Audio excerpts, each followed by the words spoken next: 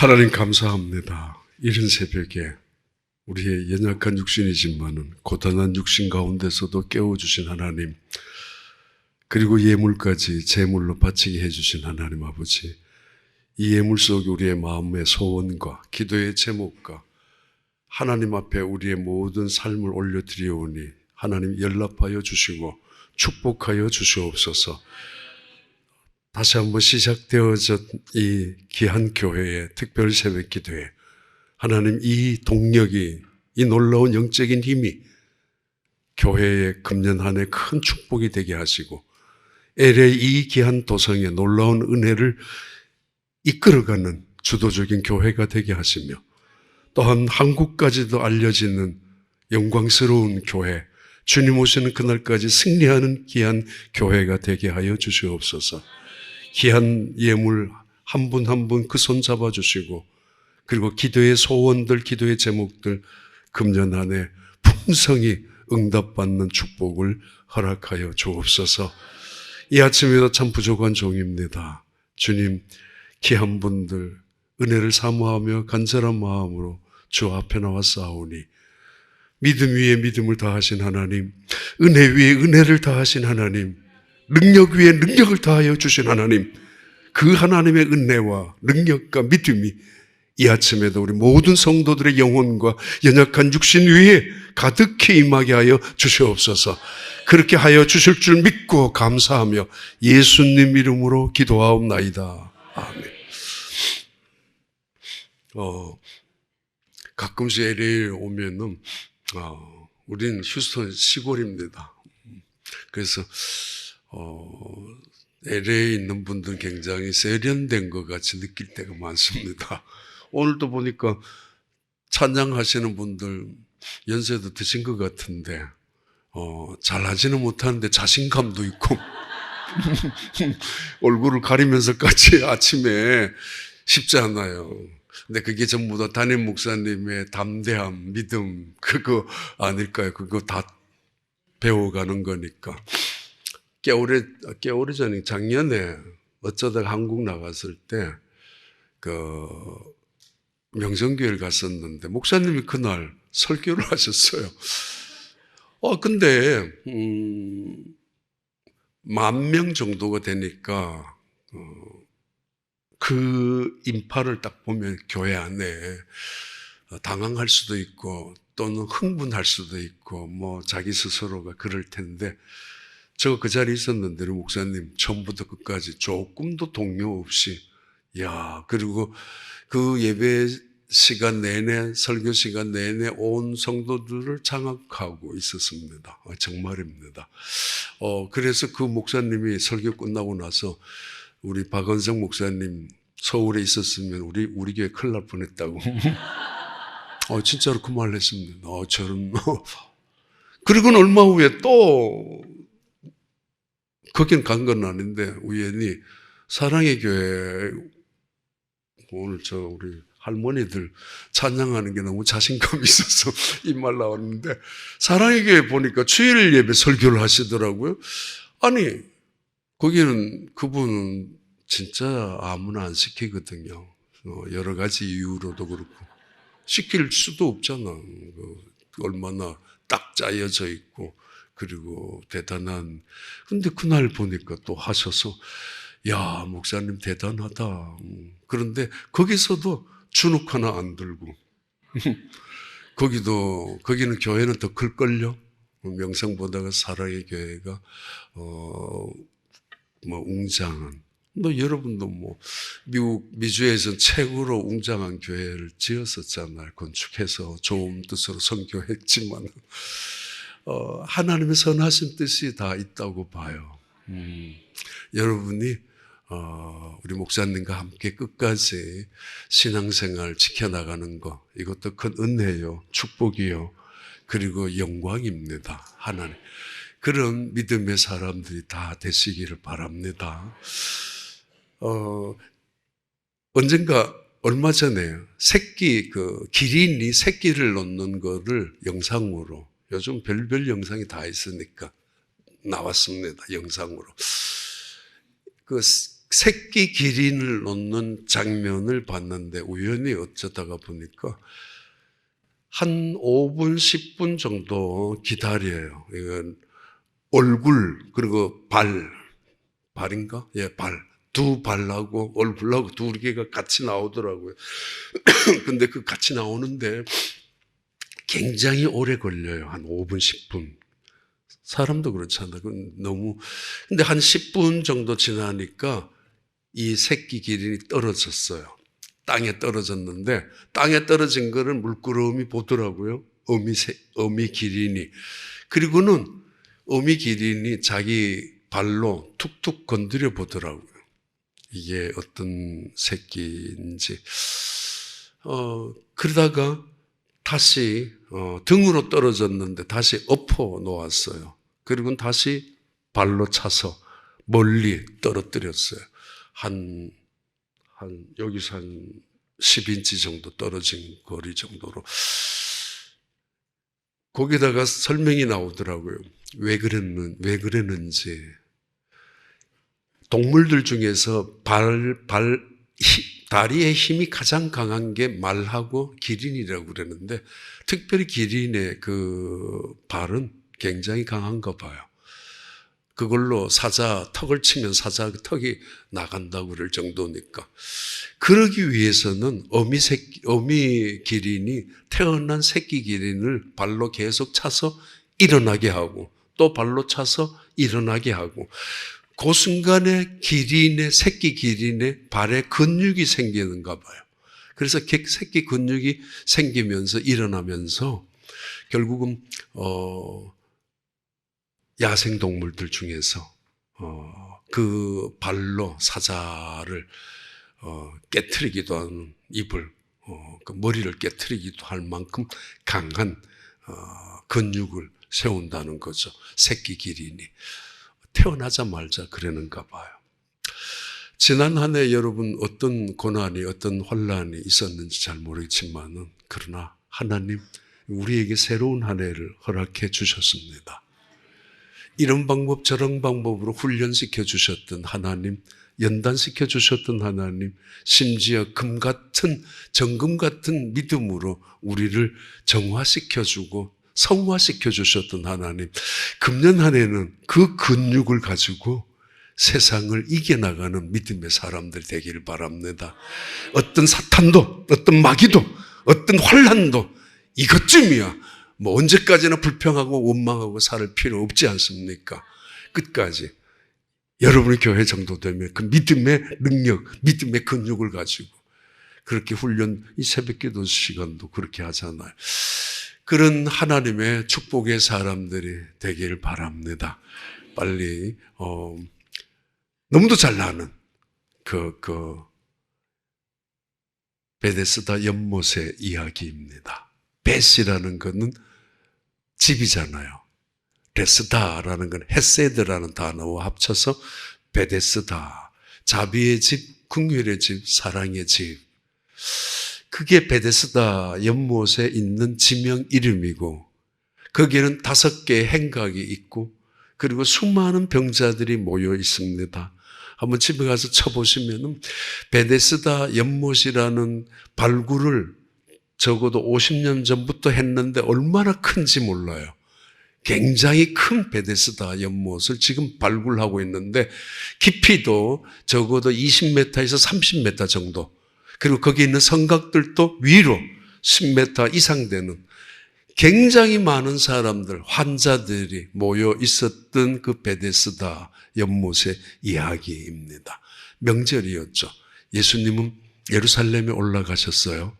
그때 양문 곁에 베데스다, 느헤미야가 예루살렘 성문을 건축할 때 가장 먼저 건축했던 문이 양문이지 않습니까? 왜냐하면 제사가, 예배가 중요하기 때문에, 제물은 더 중요하기 때문에. 그래서 양을 끌고 가서 예배, 제사를 드려야 되는 그 문을 느헤미야는 예루살렘 성벽을 건축할 때 제일 먼저 문을 열었고, 그 문 옆에 바로 베데스다 연못이 있었는데, 수많은 병자들이 예루살렘뿐만 아니라 온 유대 땅에 있는 병자들이 모여들었고 심지어 이방인들까지 모여들었습니다. 발굴하는 베데스다 연못을 발굴하는 장면을 보면은 적어도 여기에는 10,000명 이상의 환자들이 모여 있었을 것이다라고 그렇게 큰 발굴을 하고 있습니다. 아무튼 그런데 이상한 일이죠. 자비의 집, 사랑의 집, 긍휼의 집인데 거기는 이기적인 사람들, 기회를 엿보는 사람들, 경쟁을 일삼는 사람들, 누군가는 다른 사람을 짓밟고 일어서야 자기가 먼저 그 물에 들어가야 된다고 하는 그런 세상 같은 그런 집 풍경입니다. 자, 무엇보다도 이런 자리에 예수님이 찾아오셨습니다. 바로 여러분의 교회, 어쩌면 온 세상에 뭐 저런 사람이 왜 오지라고 할런지 모르지만 아닙니다. 이 사람 저 사람 다 모여서 치유받고 그리고 구원 얻고 더 나아가서 영생을 얻는 하나님의 임재가 나타나는 교회를 통해서 하나님의 영광이 임하는 교회를 통해서 이 LA 지역에 많은 사람들이 찾아오는 금년 한 해, 아까 기도하신 분도 그러던데 정말 폭발적인 그런 놀라운 하나님의 축복이 있게 되길 바랍니다. 적어도 여러분 이 정도의 열심이라면 그렇게 될 줄로 믿습니다.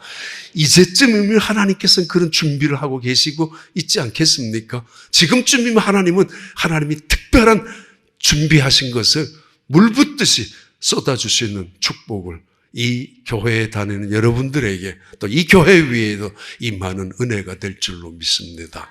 예수님 양문 곁에 있는 베데스다 연못으로 찾아오셨습니다.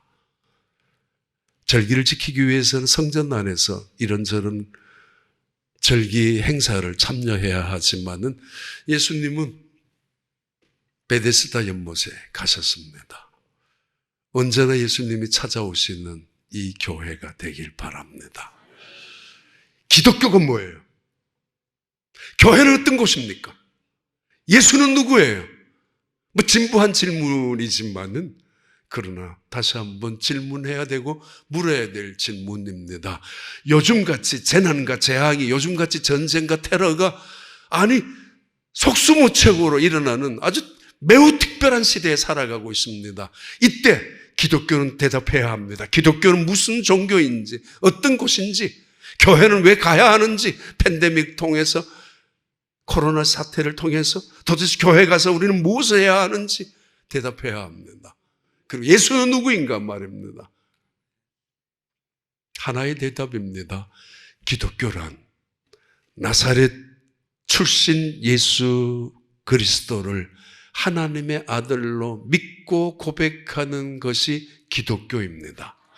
2000년 전에 이 땅에 오셨던 예수님, 그분이 하나님의 아들이라고 믿는 것이 기독교입니다. 교회는 어떤 곳이에요?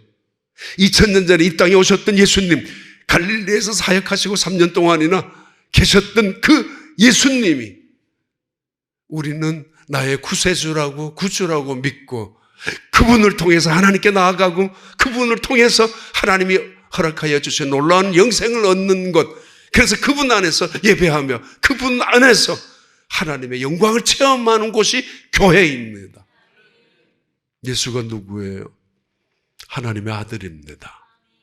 이 세상에 지나갔던 2000년, 4000년, 6000년 동안 지금까지도 질문하는 인물이 어디 있습니까? 알렉산더가 과연 신의 아들이었을까? 이렇게 질문하는 사람 아무도 없습니다. 나폴레옹, 그가 위대한 일도 했지만은 그는 정말 하나님의 아들이었을까? 말도 되지 않습니다. 누구도 질문하지 않습니다. 징기스칸을, 그 사람 굉장한 인물 아닙니까? 그의 탑 리더십은 훨씬 더 그렇습니다. 지금도 그분은 하나님의 아들인가? 그 질문하는 사람은 아무도 없습니다. 파라오, 이집트의 로마의 시저, 아우구스투스, 영웅이나 장군이나 대통령이나 임금이나 다 마찬가지입니다. 루이 14세, 16세 나는 신이다라고 떠들었지만은 아닙니다. 지금 그렇게 질문하는 사람 아무도 없습니다. 그런데 여전히 질문합니다. 예수님은 누구야? 예수님은 정말 누구야 말이야. 기독교는 뭐야? 교회는 왜 가야 하지? 예배는 왜 드려야 하지? 여기에 대답은 하나예요. 초대교회에서 지금까지 그는 하나님의 아들이었다고. 하나님의 아들이어서 이 세상에 오셨고 하나님의 아들이어서 이 세상에 오셔서 십자가를 지시고 우리의 모든 죄값을 지불하셨고 그리고 하나님의 아들이셨기 때문에 그는 부활하셨습니다. 그래서 우리는 그분을 예배하고 그리고 그분을 위하여 교회를 세웠고 그리고 온 세상을 향하여 그분의 이름을 증언하고 선포하는 것입니다. 이걸 복음이라고 합니다. 예수님은 하나님의 아들입니다. BC와 AD가 갈라졌지 않습니까? 이 세상에 어느 인간이 BC와 AD를 갈라놓는 인물이 어디에 있어요? 역사의 터닝포인트 변곡점 BC, 예수님 오시기 전과 AD, 예수님 오신 이후에 무슬림들이 함께 모여서 아니면은 불교에서 모여서 아니면 힌두이스트들이 모여가지고 우리 세상을 어떻게 나눌까 의논했다면은 지금까지도 싸울 거예요. 왜 예수가 BC, 태어난 그 해를 BC로 하느냐고. 유엔에서 했다면 지금까지도 싸울걸요. 수많은 무슬림들이 지금도 순교자가 나올걸요. 말도 안 된다고. 그리고 대통령, 힘 있는 대통령들끼리 서로 사인해가지고 야 예수님 그 갈릴리의 나사렛에 계셨던 그분을 중심해서 BC와 AD로 나누자라고 했다면 전 세계가 가만히 있겠어요? 근데 인정하든 안 하든 세상은 예수 그리스도가 역사의 중심입니다. 왜냐하면 하나님이 그 역사의 배후에 계시기 때문에 역사를 통치하시고 계시기 때문에 그리고 그분은 주권자이기 때문입니다. BC와 AD 달력 이제 뭐 나왔잖아요. 달력 나오면은 옛날에 우리 얼마 전까지만 해도 먼데이, 투즈데이 그 다음에 수요일, 목요일, 금요일, 토요일, 일요일, 썬데이를 제일 끝에 있었잖아요. 어느 달력을 봐요? 그런 달력 없습니다. 자세히 한번 봐봐요. 썬데이가 the first day가 in a week. 제일 첫 번째 썬데이가 들어가 있습니다. 달력을 만드는 사람들끼리, 사장들끼리 모여서 의논했을까요? 회사들, 공장 직원들끼리 서로가 암호를 만들어서 썬데이를 제일 첫 번째 옮기자고 했을까요? 아닙니다. 우연히. 그리고 저절로. 아니, 하나님이. 썬데이가 처음에 들어갔던 이유가 뭐죠? 예수님이 부활하신 승리한 영광스러운 날이기 때문에 초대교회는 그래서 이 썬데이를 부활주일로 지키기 시작했다가 지금 달력 봐요. 전부 빨간 첫 번째가 썬데이가 매 첫 번째 들어가요. 우리가 믿는 하나님은 그냥 빈말 하시는 분 아니면 우리가 믿어도 헛수고밖에 안 되는 그런 분이 아니라 살아계신 하나님, 역사를 주관하시고 다스리고 통치하신 주권자인 하나님이란 말입니다. 역사를 창조하신 전능자란 말입니다. 아니 그분이 예수 그리스도를 통해서 이 세상에 보내셨는데 그분이 3년 동안 계셨는데 그분이 이 세상에 오셔서 그 중에 하나 베데스다 연못에 가셨단 말입니다. 아마 중반 사역이 있었을 거예요. 2년 정도. 그때 베데스다 연못에 오셨다면은 한 사람 말 말고 야 여기 예수님 오셨어. 나야 예수님이야. 그러면은 자 나를 봐라. 너희들 중에 고치고 싶니? 손 들어봐. 이래야 되잖아요. 공평한 원리라면 원칙이라면은 아니면은 그 공평이 아니라 다 여러분 여기 병자가 전부 다 있다면 내가 다 고쳐줄 테니까 차례대로 다 나오라고 걱정하지 말고 이래야 되는데 예수님은 베데스다 연못에 오셨는데 한 사람만 보셨습니다. 좀 불공평할 수도 있고 왜 그랬을까라는 생각도 들어요. 내 같으면은 전부 불쌍한 사람들이 있는데 병 고치는 원하는 사람 다 손들어 보라고. 그래서 아니면 병 안 고치고 싶은 사람이 어디 있겠어요? 전부 다 차례대로 나오라고. 그냥 막 안수 아니면 그 자리에 서가지고 여러분 병에서 나을지어다 할 수 있잖아요. 근데 예수님은 한 사람에게 갔습니다. 왜? 그리고 하필이면 왜 그 사람에만 갔어요? 가끔은 설교하다가 보면은 어떤 경우에 이런 경우가 있어요. 어떤 분이 굉장히 은혜를 받는 거 진심으로 스폰지처럼 아멘, 아멘, 아멘 하면서 받아들이는. 사도 바울이 이고니온에 가가지고 설교하는데 그 중에 성도들이 너무도 잘 설교를 듣고 있기 때문에 사도 바울이 깜짝 놀랄 정도로 그 중에 한 명은 너무도 막 그 말씀을 듣고 있는, 그래서 설교하다가 멈추고 그 젊은이에게 믿음이 있는 걸 보시고 했지 않습니까? 일어나라고. 일어나라. 근데 그 하반신 불구 마비가 되었던 그 사람 말씀을 듣다가 일어났죠. 제가 한 5년 전에 전라남도 목포 앞에 신안 앞바다에 섬이 많잖아요. 1004개. 그래서 천사라고 하는데 그 중에 한 섬에 있었습니다. 꽤 오랫동안. 임자도라는 곳에서. 왜냐하면 가고 싶었기 때문에요. 임자도에 가서 있는 동안에 조그마한 교회에 가서 늘 설교를 했습니다.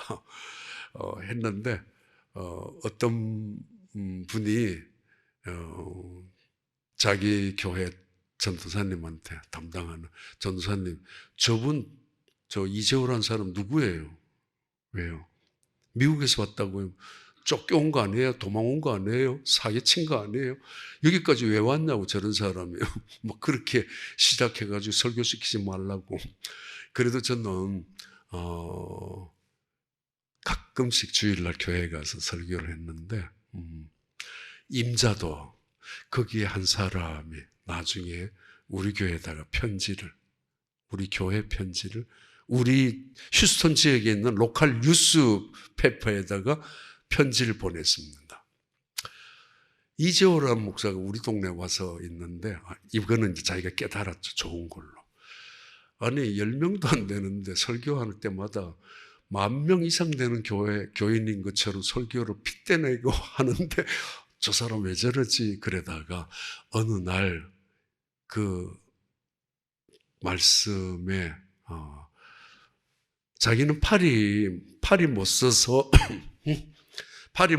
그리로 내려와서 쉬러 왔다가 별별 방법으로 나중에 수술해야 된다고 했는데 그러다가 점점 이제 조금씩 그 임자도에서 좀 변명 안 하고 가끔씩 같이 어울리면서 밥도 먹고 그러다가 보니까 자기가 이 휴스턴에다 알아도 보고 그랬던가 봐요. 하여튼 그리고 나중에 이 편지를 적었어요. 휴스턴에다가 우리 동네에 와 있는 이재호 목사님이 이런 걸 했는데 이런 일이 있었다고 우리 교회 안에, 그리고 자기가 이런 기적을 경험했다고. 저와는 전혀 상관없이 하나님의 말씀을 집중하면 근데 하여튼 예수님이 아무나 눈에 보인다고, 눈에 들어온다고 아무나 너 고쳐줄게 그랬겠어요? 옆에 있다고 손에 잡히는 사람 아무나 너 이 일 할래? 내가 서해줄게 그렇겠어요? 아닙니다. 우리가 보기에는 아무나 일런지 모르지만 하나님은 아주 특별한 사람들, 그리고 꼭 필요한 사람들을 세우셔서 그때마다 이 일을 해나가시는 분이 하나님이시거든요. 아니 한 사람에게 찾아간다면 나머지 적어도 5,000명, 10,000명이라도 있었을 텐데 나머지는 어떻게 돼요? 그 사람들 예수님 꼭 그래야 되는가? 근데 하여튼 그 사람에게 뚜벅뚜벅 걸어가셔서 이렇게 말씀하셨습니다. 너 낫고자 하니? 2024년 여러분 새로운 꿈, 비전으로 시작했지 않습니까? 소원이 있지 않습니까? 예수님이 여러분에게 묻습니다. 너 낫고자 하느냐고? 새로워지기를 원하느냐고? 지금까지 살아온 인생과는 다르게 살기를 원하느냐고? 나태와 게으름 그것 떨쳐내고 새롭게 열심으로 살 수 있겠느냐라고. 때로는 원망과 불평의 자리에서 일어나서 새롭게 솔직히 감사하며 살 수 있겠느냐라고. 그래야 되지 않습니까? 남은 인생이 얼마 안 남았잖아요. 사실은 다들 언제까지 살 거라고. 때로는 시기, 때로는 섭섭함, 이런저런 일 때문에 교회 안에서 얼마나 많이 당해요. 그것 때문에 분노하고 그것 때문에 상처당하고.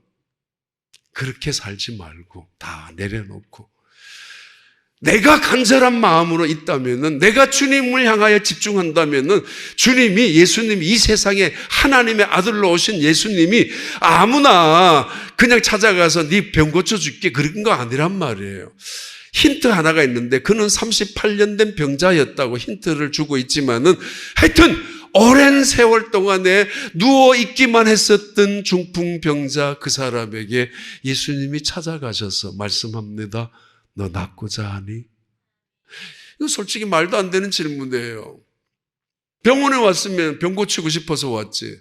환자라면 병을 고치는 게 당연하지. 왜 물어야 되죠? 이건 좀 이상한 질문이 됩니다.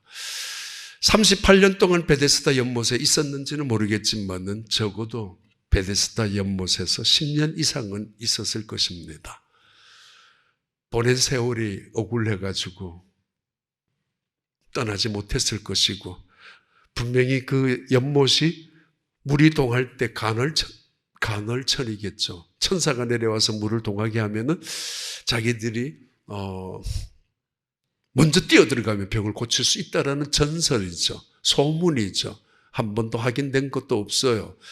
뭐 일찍 뛰어들어간다면은 뭐 피부병에 있는 사람이나 아니면은 뭐 다리 하나 아니면 손 하나 다친 사람들이 금방 뛰어가니까 뭐, 하여튼 그 베데스다 연못에 예수님이 한 사람, 오랜 시간 포기하지 않고 누워있는 한 사람, 몇 번이나 떠나고 싶었겠죠.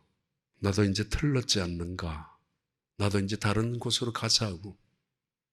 그런데 하나님의 사람들, 하나님의 은혜를 받는 사람들은 결국은 끝까지 앉아있는 그 자리, 거기에서 하나님을 만난다는 거 아세요?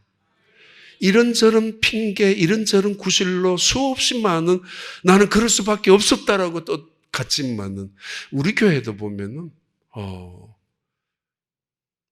우리 교회도가 아니고 우리 교회 대부분 그래요. 뭐 임직하고 나면 기분 나쁜 사람들도 나오고 그래요.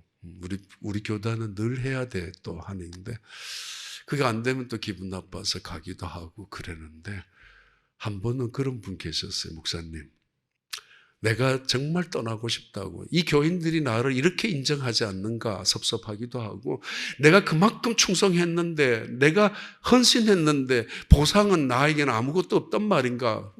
사실은 화가 난다고. 그리고 더더구나 화가 나는 거는, 내가 일찍 왔는데, 지금까지 참아왔는데 왜 저 사람, 늦게 온 사람, 저 사람에게 임직하게 하느냐고. 직접 만나서 이야기한 사람이 있습니다. 제가 이렇게 이야기했죠. 하나님이 당신을 정말 사랑한다고, 축복한다고. 예수 믿는 거는 어떤 훈장을 다는 게 아니잖아요. 계급이 아니잖아요. 오히려 하나님의 영광은 엎드림에 있고, 하나님의 명예와 존귀는 계급에 있는 게 아니라, 자리에 있는 게 아니라 겸손에 있지 않습니까? 교회의 능력과 교회의 영광도 거기에 있지 않습니까? 섬김, 엎드림. 이 38년이나 누워 있었던 이 병자, 겸손으로 따지면 가장 겸손했겠죠.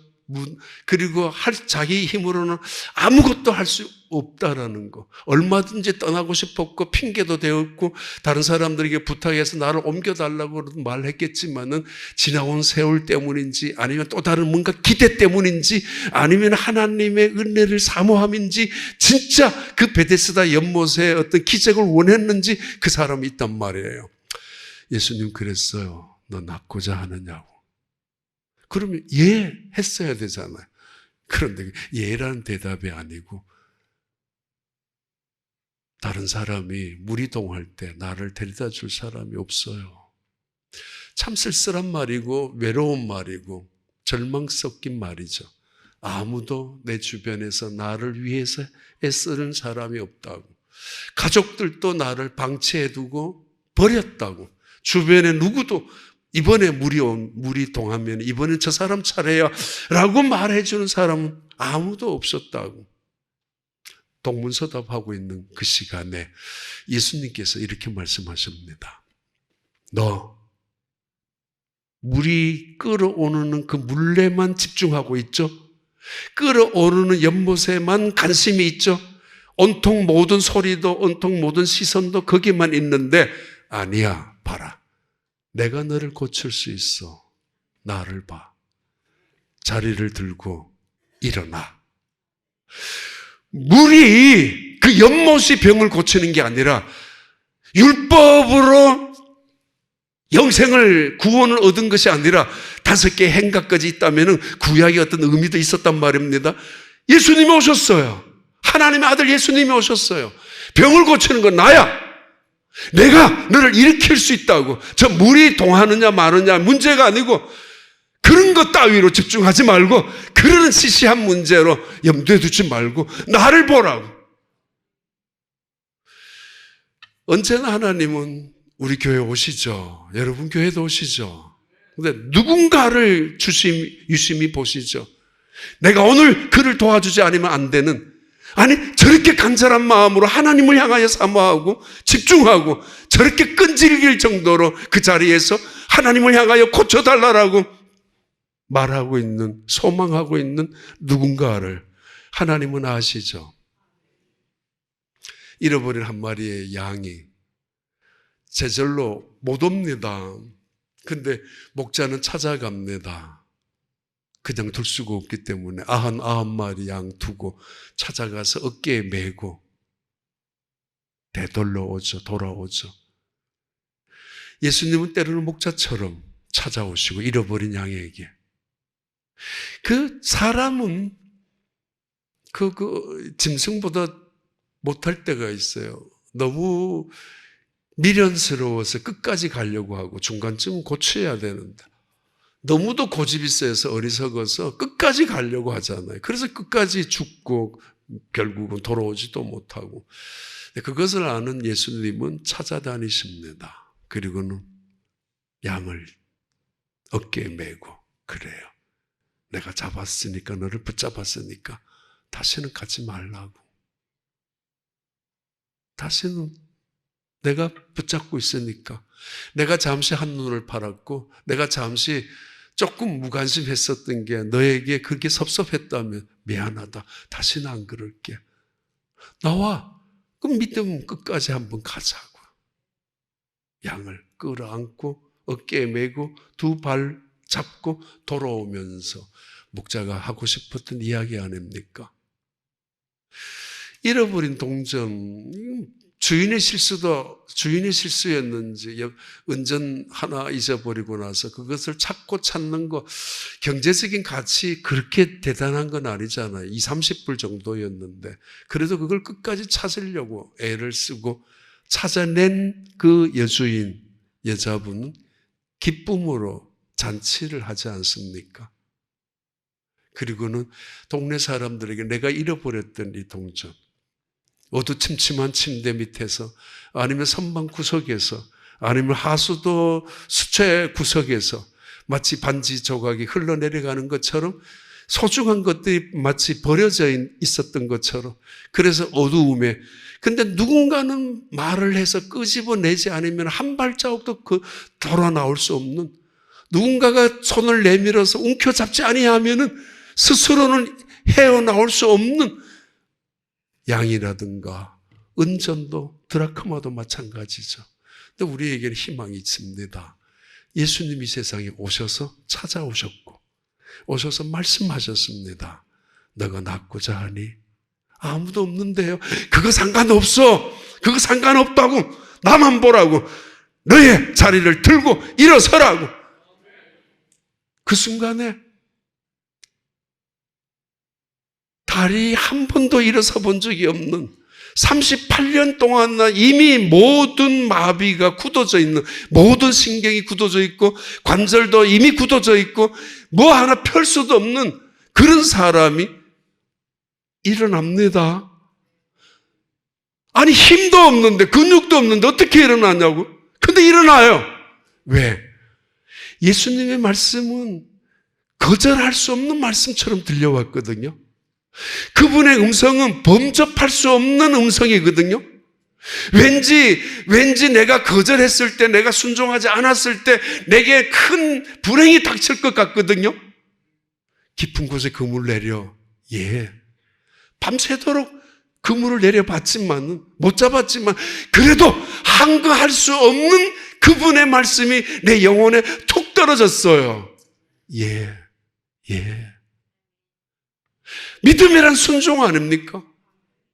오른편에 그물을 내려봐. 아니 지난 며칠 동안도 잡았지만은 그물을 내렸지만 없는데요. 하지만 그물을 내렸습니다. 저항할 수 없는, 항거할 수 없는 그분의 말씀은 하나님의 아들의 말씀입니다. 물을 포도주로 만드셨고 파도를 꾸짖어서 잠잠케 하셨고 그리고 소경을 보게 하셨고 안진뱅이를 일으키셨던 예수님, 이 세상에 오셔서 그리고 바다 위를 걸어가셨고, 아니 죽은 나사로의 무덤 앞에서 말씀하셨던 예수님, 나사로야 나오라고, 다시 시작하자고, 나오라고. 너가 있어야 될 자리는 어두컴컴한 자리가 아니라, 죽음의 자리가 아니라, 사탄이 얽어매고 있는 자리가 아니라 나오라고. 무덤 밖으로 나오라고. 예배의 자리로 나오고 빛의 자리로 나오고 은혜의 자리로 나오고 감사의 자리로 나오라고. 일어나라고 하잖아요. 어쩔 수 없다고. 난 내가 어떻게 일어나느냐고. 내 인생은 이렇게 살다가 끝나는 거라고 할런지 몰라요. 아니 예수님 말씀합니다. 나야 하나님의 아들 예수님 말씀하십니다. 일어나라. 자리를 들고 일어나라고. 중요한 거 하나 있죠. 사탄은 끊임없이 우리의 발목을 잡고 있습니다. 못 일어나도록, 안 된다라고. 마귀의 세력은 끊임없이 우리를 어두움 속에 붙잡아 놓고 있습니다. 그 하나님 말씀 앞에서 예스 못하도록, 예수님의 그 능력 앞에서 불신하도록. 내가 일어난다고 되겠어? 아닙니다. 중국에 95년도에 큰 집회가 있었습니다. 우리 교회 장로님 한 분이 선교를 했기 때문에 거기에 처음 중국의 집회가 열렸는데 길림성에서, 길림 요용성에서 나중에 길림성으로 옮겼는데 굉장히 많은 사람들이, 목사 말을 직접 들어본 적이 없으니까 중국 그때 당시에, 더구나 미국에서 왔다니까 많이 왔죠. 조선족하고 한족들이 하도 이 교회가 너무 많아서 학교로 옮겨갔어요. 운동장에서 했어요. 제가 잘난 게 아닙니다. 목사의 말씀을 듣고 싶어서. 지금까지는 라디오로만 들었는데 그 목사라는 사람의 입을 통해서 직접 듣고 싶어서 세례를 900명에서 1500명을 세례를 줬잖아요. 매일 집회할 때. 많은 병자가 일어났죠. 그들은 저의 능력이 아닙니다. 은사도 아닙니다. 그분들의 믿음 때문입니다. 간절함과 사모함 때문입니다. 철저하게 하나님을 믿었던 신앙. 맞아, 나도 일어설 수 있어. 맞아, 나도 새롭게 살 수 있어. 지금까지 살아왔던 인생보다가 이제는 찬양, 이제는 기도, 이제는 감사, 이제는 충성을 제대로 하고 이제는 순종하며 살고 싶다고. 나도 할 수 있단 말이에요. 예수님이 살아계신 하나님의 아들 아닙니까? 예수님이 말씀하시지 않습니까? 너의 자리를, 너의 들 것을 들고 일어나라고. 그때 선교팀에 갔다 온 안수 집사님들이 그걸 보고 휴스턴에 가서도 우리 은사 집회 하자고, 우리 목사님 은사도 있는 것 같은데 하자고 그래서 당에서 그랬습니다. 그래서 한동안 싸웠습니다. 우린 순복음교회가 아니라고. 그래도 한동안 어려움이, 저 목회 중에 첫 번째 어려움이 그때 한번 있었습니다. 성령의 역사가 일어나는데도, 근데 악한 영의 역사도 일어난다는 거죠. 이거 조심해야 합니다. 하나님 우리를 찾아내고 기어이 찾아오셔서 나를 향하여 일어나라고 하시지만은 사탄은 속에서 우리를 안 돼. 너 그냥 있으라고. 사람들이 너들 무시하고 있는데 안 돼. 차라리 다른 곳으로 옮기라고까지. 마귀는 그렇게 이야기할 때가 있습니다. 금년 한 해 너가 낫고자 하느냐? 무엇을 원하십니까? 소원이 무엇입니까? 예수님 말씀합니다. 일어나라고. 다시 시작하자고. 돌아오라고. 그러면은 여호와께서 찢으셨으나 싸매어 주실 것이요 여호와께서 치셨으나 다시 낫게 하실 것이라고. 우리는 그의 앞에서 살 것이고 3일 후에는 일어서게 될 것이라고. 자, 여호와께로 돌아가자. 하나님만이 우리를 살리실 분이며 예수 그리스도 그분만이 우리와 동행하시는 영원한 자 아닙니까? 이번 2024년 주님과 함께 동행하는 영광스러운 축복의 한 해가 되시기를 진심으로 축복합니다.